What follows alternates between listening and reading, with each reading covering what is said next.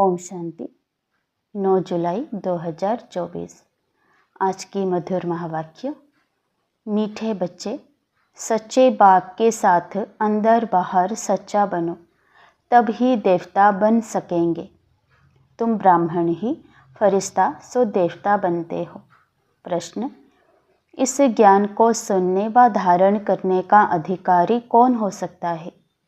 उत्तर, जिसने all-round part बजाया है, जिसने सबसे जास्ती भक्ति की है, वही ज्ञान को धारण करने में बहुत तीखे जाएंगे, ऊंच पद भी वही पाएंगे।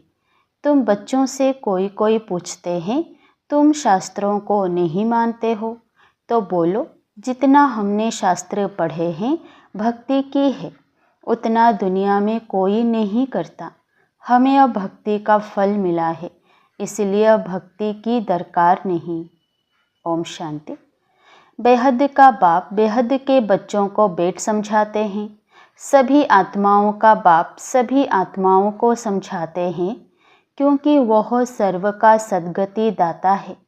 जो भी आत्माएं हैं, जीव आत्माएं ही कहेंगे। शरीर नहीं तो आत्मा देख नहीं सकती। भल ड्रामा के प्लान अनुसार स्वर्ग की स्थापना बाप कर रहे हैं, परंतु बाप कहते हैं, मैं स्वर्ग को देखता नहीं हूँ। जिन्हों के लिए है वही देख सकते हैं। तुमको पढ़ाकर फिर मैं तो कोई शरीर धारण करता ही नहीं हूँ, तो बिगर शरीर देख कैसे सकूँगा? ऐसे नहीं जहाँ तहाँ मौजूद हूँ, सब कुछ देखते हैं। नहीं, बाप सिर्फ देखते हैं तुम बच्चों को, जिनको गुलगुल फूल बनाकर याद की यात्रा सिखलाते हैं। योग अक्षर भक्ति का है, ज्ञान देने वाला एक ज्ञान का सागर है, उनको ही सतगुरु कहा जाता है। बाकी सब हैं गुरु। सच बोलने वाला, सचखंड स्थापन करने वाला वही है। भारत सचखंड था, वहाँ सब देवी देवता निवास करते थे। तुम अभी मनुष्य से देवता बन रहे हो। तो बच्चों को समझाते हैं, सच्चे बाप के साथ अंदर बाहर सच्चा बनना है। पहले तो कदम कदम पर झूठ ही था, वह सब छोड़ना पड़ेगा। अगर स्वर्ग में ऊंच पद पाना चाहते हो तो भल स्वर्ग में तो बहुत जाएंगे, परंतु बाप को जानकर भी विकर्मों को विनाश नहीं किया तो सजाएं खाकर हिसाब किताब चुकते करना पड़ेगा। फिर पद भी बहुत कम मिलेगा। राजधानी स्थापन हो रही है पुरुषोत्तम संगम युग पर। राजधानी ना तो सतयुग में स्थापन हो सकती, न कलयुग में, क्योंकि बाप सतयुग या कलयुग में नहीं आते हैं। इस युग को कहा जाता है पुरुषोत्तम कल्याणकारी युग। इसमें ही बाप आकर सबका कल्याण करते हैं। कलयुग के बाद सतयुग आना है, इसलिए संगम युग भी जरूर चाहिए। बाप ने बताया है, यह पतित पुरानी दुनिया है। गायन भी है, दूर देश का रहने वाला। तो पराये देश में अपने बच्चे कहाँ से मिलेंगे? पराये देश में फिर पराये बच्चे ही मिलते हैं। उन्हों को अच्छी रीति समझाते हैं। मैं किसमें प्रवेश करता हूँ, अपना भी परिचय देते हैं, और जिसमें प्रवेश करता हूँ उनको भी समझाता हूँ कि यह तुम्हारा बहुत जन्मों के अंत का जन्म है। कितना क्लियर है। अभी तुम यहाँ पुरुषार्थी हो, संपूर्ण पवित्र नहीं। संपूर्ण पवित्र को फरिश्ता कहा जाता है। जो पवित्र नहीं उनको पतित ही कहेंगे। फरिश्ता बनने के बाद फिर देवता बनते हो। सूक्ष्म वतन में तुम संपूर्ण फरिश्ता देखते हो, उन्हों को फरिश्ता कहा जाता है। तो बाप समझाते हैं, बच्चे, एक अल्फ को ही याद करना है। अल्फ माना बाबा, उनको अल्लाह भी कहते हैं। बच्चे समझ गए हैं, बाप से स्वर्ग का वर्षा मिलता है। स्वर्ग कैसे रचते हैं? याद की यात्रा और ज्ञान से। भक्ति में ज्ञान होता नहीं, ज्ञान सिर्फ एक ही बाप देते हैं, ब्राह्मणों को। ब्राह्मण चोटी है ना, अभी तुम ब्राह्मण हो, फिर बाजोली खेलेंगे। ब्राह्मण देवता क्षत्रिय, इसको कहा जाता है विराट रूप। विराट रूप कोई ब्रह्मा विष्णु शंकर का नहीं कहेंगे, उसमें चोटी ब्राह्मण तो है नहीं, बाप ब्रह्मा तन में आते हैं, यह तो कोई जानता नहीं। ब्राह्मण कुल ही सर्वोत्तम कुल है, जबकि बाप आकर पढ़ाते हैं। बाप शूद्रों को तो नहीं पढ़ाएंगे ना, ब्राह्मणों को ही पढ़ाते हैं। पढ़ाने में भी टाइम लगता है, राजधानी स्थापन होनी है। तुम ऊंचते ऊंच पुरुषोत्तम बनो। नई दुनिया कौन रचेगा? बाप ही रचेगा, यह भूलो मत। माया तुमको भुलाती है, उनका तो धंधा ही यह है। ज्ञान में इतना इंटरफियर नहीं करते हैं, याद में ही करते हैं। आत्मा में बहुत किचड़ा भरा हुआ है, वह बाप की याद बिगर साफ हो ना सके। योग अक्षर से बच्चे मूंझ जाते हैं, कहते हैं बाबा हमारा योग नहीं लगता। वास्तव में योग अक्षर उन हठयोगों का है। सन्यासी कहते हैं ब्रह्म से योग लगाना है। अब ब्रह्म तत्व तो बहुत बड़ा लंबा चौड़ा है। जैसे आकाश में स्टार्स देखने में आते हैं, वैसे वहाँ भी छोटे छोटे स्टार मिसल आत्माएं हैं। वह है आसमान से पार, जहाँ सूर्य चांद की रोशनी नहीं। तो देखो कितने छोटे छोटे रॉकेट तुम हो। तब बाबा कहते हैं पहले पहले आत्मा का ज्ञान देना चाहिए, वह तो एक भगवान ही दे सकते हैं। ऐसे नहीं सिर्फ भगवान को नहीं जानते, परंतु आत्मा को भी नहीं जानते। इतनी छोटी सी आत्मा में 84 के चक्र का अविनाशी पार्ट भरा हुआ है। इनको ही कुदरत कहा जाता है, और कुछ नहीं कह सकते। आत्मा 84 का चक्र लगाती ही रहती है। हर 5000 वर्ष बाद यह चक्र फिरता ही रहता है। यह ड्रामा में नूंद है। दुनिया अविनाशी है, कभी विनाश को नहीं पाती। वो लोग दिखाते हैं बड़ी प्रलय होती है, फिर श्री कृष्ण अंगूठा चूसता हुआ पीपल के पत्ते पर आता है, परंतु ऐसे कोई होता थोड़े ही है। यह तो बेकायदे है। महाप्रलय कभी होती नहीं। एक धर्म की स्थापना और अनेक धर्मों का विनाश चलता ही रहता है। इस समय मुख्य 3 धर्म हैं। यह तो ऑस्पिशियस संगम युग है। पुरानी दुनिया और नई दुनिया में रात दिन का फर्क है।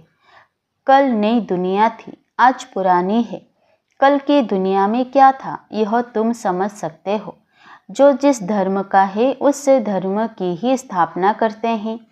वो तो सिर्फ एक होते हैं, बहुत नहीं होते। फिर धीरे धीरे वृद्धि होती है। बाप कहते हैं तुम बच्चों को कोई तकलीफ नहीं देता हूँ। बच्चों को तकलीफ कैसे देंगे? मोस्ट बिलव्ड बाप है ना। कहते हैं मैं तुम्हारा सद्गति दाता हूँ, दुख हरता सुख करता हूँ। याद भी मुझ एक को करते हैं। भक्ति मार्ग में क्या कर दिया है, कितनी गालियाँ मुझे देते हैं। कहते हैं गॉड इज वन। सृष्टि का चक्र भी एक ही है। ऐसे नहीं आकाश में कोई दुनिया है, आकाश में स्टार्स हैं। मनुष्य तो समझते हैं एक एक स्टार में सृष्टि है, नीचे भी दुनिया है। यह सब हैं भक्ति मार्ग की बातें। ऊंचते ऊंच भगवान एक है। कहते भी हैं सारे सृष्टि की आत्माएं तुम्हारे में पिरोई हुई हैं। यह जैसे माला है, इनको बेहद की रुद्र माला भी कह सकते हैं। सूत्र में बांधी हुई है। गाते हैं परंतु समझते कुछ नहीं। बाप आकर समझाते हैं बच्चे मैं तुमको ज़रा भी तकलीफ नहीं देता हूँ। यह भी बताया है जिन्होंने पहले पहले भक्ति की है वही ज्ञान में तीखे जाएंगे। भक्ति जास्ती की है तो फल भी उनको जास्ती मिलना चाहिए। कहते हैं भक्ति का फल भगवान देते हैं, वो है ज्ञान का सागर, तो जरूर ज्ञान से ही फल देंगे। भक्ति के फल का किसी को भी पता नहीं है। भक्ति का फल है ज्ञान, जिससे स्वर्ग का वर्षा सुख मिलता है। तो फल देते हैं, अर्थात नरकवासी से स्वर्गवासी बनाते हैं एक बाप। रावण का भी किसी को पता नहीं है। कहते भी हैं यह पुरानी दुनिया है। कब से पुरानी है वह हिसाब नहीं लगा सकते हैं। बाप है मनुष्य सृष्टि रूपी झाड़ का बीज रूप। सत्य है वह कभी विनाश नहीं होता। इनको उल्टा झाड़ कहते हैं। बाप ऊपर में है, आत्माएं बाप को ऊपर देख बुलाती हैं। शरीर तो नहीं बुला सकता। आत्मा तो एक शरीर से निकल दूसरे में चली जाती है। आत्मा न घटती है न बढ़ती, न कभी मृत्यु को पाती है। यह खेल बना हुआ है। सारे खेल के आदि मध्य अंत का राज बाप ने बताया है। आस्तिक भी बनाया है। यह भी बताया कि इन लक्ष्मी नारायण में यह ज्ञान नहीं है। वहाँ तो आस्तिक नास्तिक का पता ही नहीं रहता। इस समय बाप ही अर्थ समझाते हैं। नास्तिक उनको कहा जाता है जो न बाप को, न रचना के आदि मध्य अंत को, न ड्यूरेशन को जानते हैं। इस समय तुम आस्तिक बने हो। वहाँ यह बातें ही नहीं, खेल है ना। जो बात एक सेकंड में होती वह फिर दूसरे सेकंड में नहीं होती। ड्रामा में टिक टिक होती रहती है। जो पास्ट हुआ चक्र फिरता जाएगा। जैसे वाइस्कोप होता है, 2 घंटे या 3 घंटे बाद फिर वही वाइस्कोप हूबहू रिपीट होगा। मकान आदि तोड़ डालते हैं, फिर देखेंगे बना हुआ है, वही हूबहू रिपीट होता है। इसमें मूंझने की बात ही नहीं। मुख्य बात है आत्माओं का बाप परमात्मा है। आत्माएं परमात्मा अलग रहे बहुकाल, अलग होती हैं, यहाँ आती हैं पाठ बजाने। तुम पूरे 5000 वर्ष अलग रहे हो। तुम मीठे बच्चों को ऑलराउंड पाठ मिला है, इसीलिए तुमको ही समझाते हैं। ज्ञान के भी तुम अधिकारी हो। सबसे जास्ती भक्ति जिसने की है, ज्ञान में भी वही तीखे जाएंगे, पद भी ऊंच पाएंगे। पहले पहले एक शिव बाबा की भक्ति होती है, फिर देवताओं की, फिर 5 तत्वों की भी भक्ति करते व्यभिचारी बन जाते हैं। अभी बेहद का बाप तुमको बेहद में ले जाते हैं। वह फिर बेहद के भक्ति के अज्ञान में ले जाते हैं। अब बाप तुम बच्चों को समझाते हैं, अपने को आत्मा समझ मुझे एक बाप को याद करो। फिर भी वहाँ से बाहर जाने से माया भुला देती है। जैसे गर्भ में पश्चाताप करते हैं, हम ऐसे नहीं करेंगे, बाहर आने से भूल जाते हैं। यहाँ भी ऐसे हैं, बाहर जाने से ही भूल जाते हैं। यह भूल और अभूल का खेल है। अभी तुम बाप के एडप्टेड बच्चे बने हो। शिव बाबा है ना, वह है सब आत्माओं का बेहद का बाप। बाप कितना दूर से आते हैं, उनका घर है परम धाम। परम धाम से आएंगे तो ज़रूर बच्चों के लिए सौगात ले आएंगे। हथेली पर बहिश्त सौगात में ले आते हैं। बाप कहते हैं सेकंड में स्वर्ग की बादशाही लो। सिर्फ बाप को जानो। सभी आत्माओं का बाप तो है ना। कहते हैं मैं तुम्हारा बाप हूँ। मैं कैसे आता हूँ वह भी तुमको समझाता हूँ। मुझे रथ तो ज़रूर चाहिए। कौन सा रथ? कोई महात्मा का तो नहीं ले सकते। मनुष्य कहते हैं तुम ब्रह्मा को भगवान, ब्रह्मा को देवता कहते हो। अरे हम कहाँ कहते हैं। झाड़ के ऊपर एकदम अंत में खड़े हैं, जबकि झाड़ सारा तमोप्रधान है। ब्रह्मा भी वहाँ खड़ा है, तो बहुत जन्मों के अंत का जन्म हुआ ना। बाबा खुद कहते हैं मेरे बहुत जन्मों के अंत के जन्म में जब वानप्रस्थ अवस्था होती है तब बाप आए हैं, जो आकर धंधा आदि छुड़ाया। 60 वर्ष के बाद मनुष्य भक्ति करते हैं भगवान से मिलने के लिए।